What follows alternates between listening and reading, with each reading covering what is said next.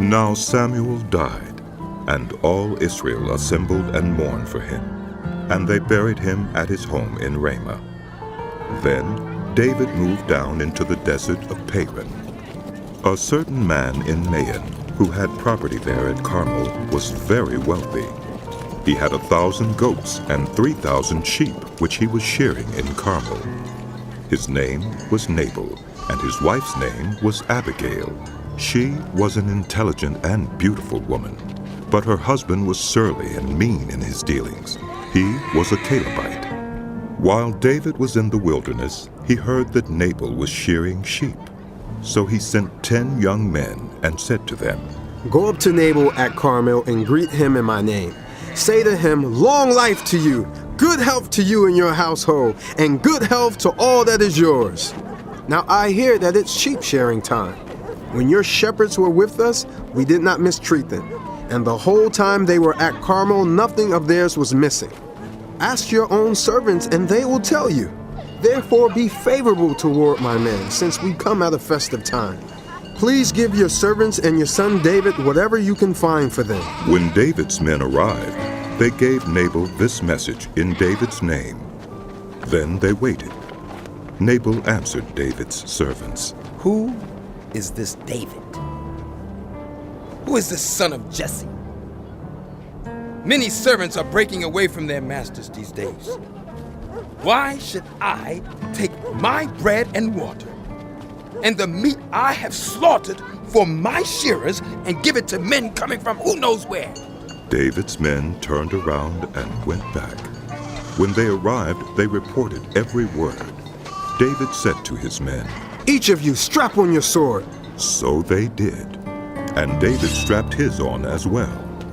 About 400 men went up with David, while 200 stayed with the supplies.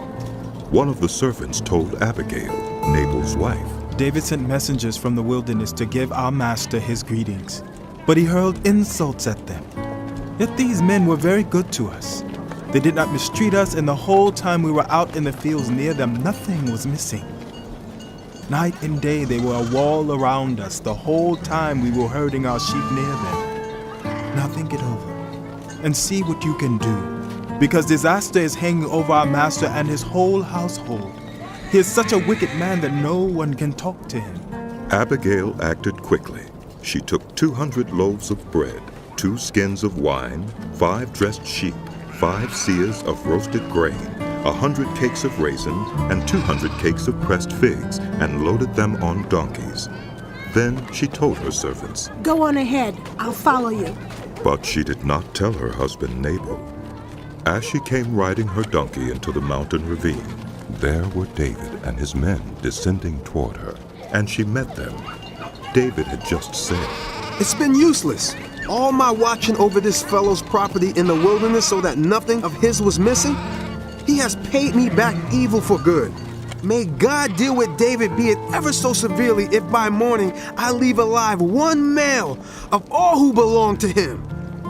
When Abigail saw David, she quickly got off her donkey and bowed down before David with her face to the ground. She fell at his feet and said, "Pardon your servant, my lord, and let me speak to you. Hear what your servant has to say. Please, pay no attention, my lord, to that wicked man Nabal. He is just like his name. His name means fool, and folly goes with him. And as for me, your servant, I did not see the men my lord sent. And now, my lord, as surely as the Lord your God lives, and as you live, since the Lord has kept you from bloodshed and from avenging yourself with your own hands, may your enemies and all who are intent on harming my lord be like Nabal. And let this gift which your servant has brought to my lord be given to the men who follow you.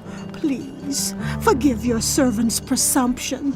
The Lord your God will certainly make a lasting dynasty for my lord, because you fight the Lord's battles, and no wrongdoing will be found in you as long as you live. Even though someone is pursuing you to take your life, the life of my lord will be bound securely in the bundle of the living by the Lord your God. But the lives of your enemies he will hurl away as from the pocket of a sling. When the Lord has fulfilled for my Lord every good thing he promised concerning him, and has appointed him ruler over Israel, my Lord will not have on his conscience the staggering burden of needless bloodshed or of having avenged himself. And when the Lord your God has brought my Lord success, remember your servant.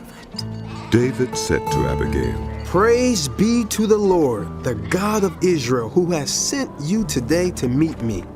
May you be blessed for your good judgment and for keeping me from bloodshed this day, and from avenging myself with my own hands. Otherwise, as surely as the Lord, the God of Israel lives, who has kept me from harming you, if you had not come quickly to meet me, not one male belonging to Nabal would have been left alive by daybreak. Then David accepted from her hand what she had brought him, and said, Go home in peace. I have heard your words and granted your request.